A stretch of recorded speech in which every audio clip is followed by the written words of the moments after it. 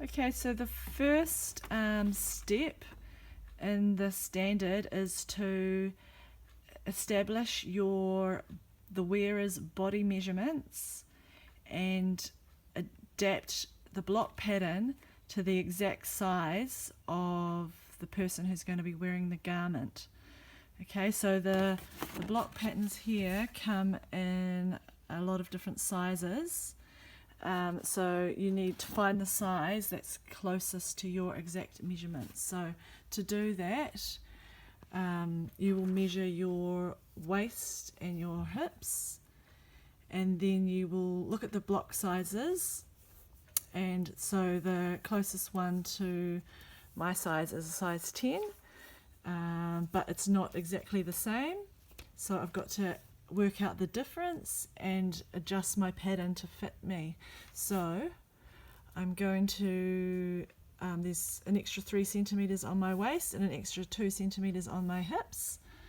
I'm going to divide those amounts by 4 to get these amounts, which I need to add because my pattern, I'll have a front and a back, and there are 4 seams, 1, 2, 3, 4.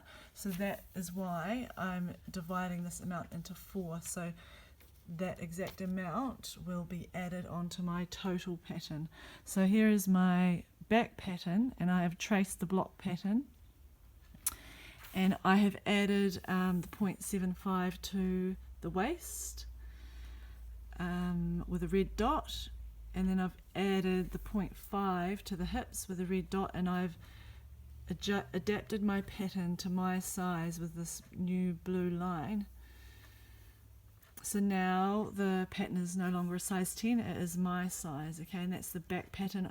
It's a half pattern, so it can be placed on the fold. And I've also added a 1 centimeter seam allowance around the edge using a set square to get it nice and accurate.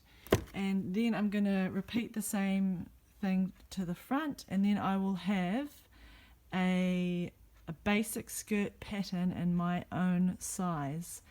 And I want to see these calculations and these dots, and you can take a photo or draw a diagram as evidence in your portfolio to show that you have independently selected the correct pattern and adapted it to your size.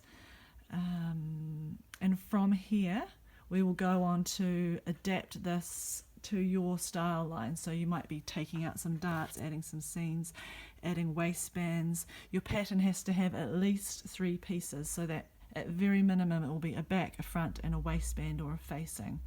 But you might also have frills, pockets. So this is the first step, and you must record all of this information. And don't forget that we're looking for independence and accuracy.